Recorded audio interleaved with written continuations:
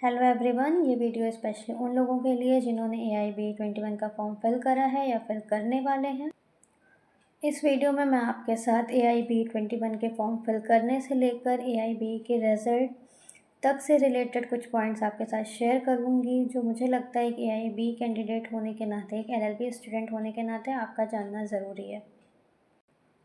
तो सबसे पहले जिन लोगों ने अपने AIB के फॉर्म फिल कर दिए और सबमिट कर दिए हैं, बहुत अच्छी बात है। पर जिनके फॉर्म अभी भी नहीं सबमिट हो पाए या जिन्होंने अभी भी फॉर्म फिल नहीं करा है, जिसका रीज़न ये है कि उनको अभी भी कोई डाउट है फॉर्म फिल करने को लेकर, या उनको फॉर्म्स के रिगार्डिंग कोई क्वेरी है कि फॉर्म में क्या फिल करना है, कहाँ फिल करना है, क्या अपलोड करना है, कैसे अपलोड करना है, तो उसके लिए मैं एक लिंक डिस्क्रिप्शन में दे दूँगी, आप वो लिंक देख सकते हैं।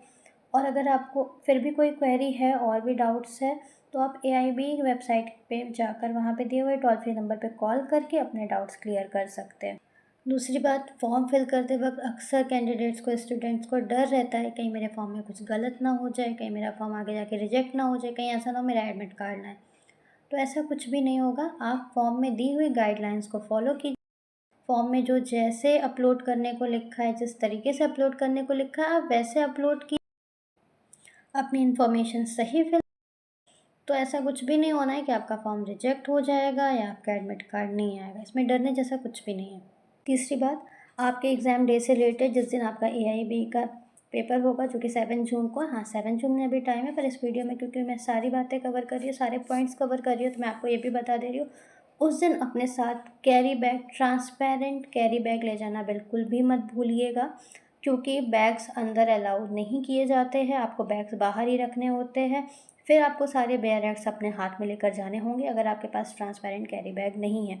और बेयर एक्ट्स क्योंकि हैवी होते हैं, वो इजी टास्क नहीं होता है कि आप इतने सारे बेयर एक्ट्स अपने हाथ में लेकर अपने क्लासरूम तक जाइए, क्योंकि कई बार ऐसा होता है आपका क्लासरूम 3rd फ्लोर या 4th फ्लोर पे होता है।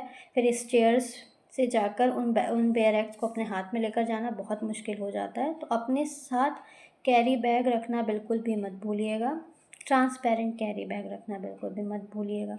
और इस डाउट में या इस खुशफहमी में बिल्कुल भी मत रहिएगा कि हो सकता है, जैसे कुछ सेंटर्स पे कभी कभी हमने सुना है कि वहाँ पे अलाउ कर दिया जाता है कि आप अपना, अगर आपके बैग में सिर्फ बेयर एक्ट्स है तो आप अंदर ले जा सकते हैं। ऐसा ज़रूरी नहीं है हर सेंटर पे हो। अगर कुछ सेंटर पे अलाउ हो गया है तो मोस्टली सेंटर्स पे नहीं अलाउ करते। तो आप अगर अपने साथ कैरी बैग रखेंगे तो आप सेफ साइड पर रहेंगे।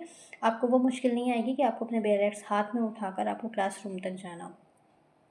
4th पॉइंट, उन लोगों के लिए जिनका रजिस्ट्रेशन अभी नहीं हुआ है, जिनका एनरोलमेंट स्टेट बार काउंसिल में अभी नहीं हुआ है, उन्होंने AIB का फॉर्म भरा है, तो उनके लिए जब आप AIB क्वालिफाई कर जाएंगे, आपका रिज़ल्ट आ जाएगा, तो रिज़ल्ट के डे से आपके पास सिर्फ 6 मंथ्स का टाइम होता है। उन लोगों के लिए जिन्होंने LLB कंप्लीट कर लिया है और जिन्होंने अपने लास्ट सेमेस्टर में AIB का एग्ज़ाम दिया और क्वालिफाई कर लिया, रिज़ल्ट आने के दिन से आपके पास 1 ईयर का टाइम होता है अपना इनरोलमेंट सर्टिफिकेट अपलोड करने का।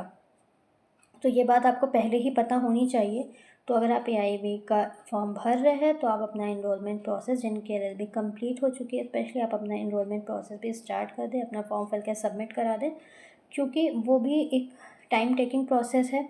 कभी कभी 2 या 3 महीने में ही हो जाता है, कभी कभी लोगों का 1 साल भी लग जाता है।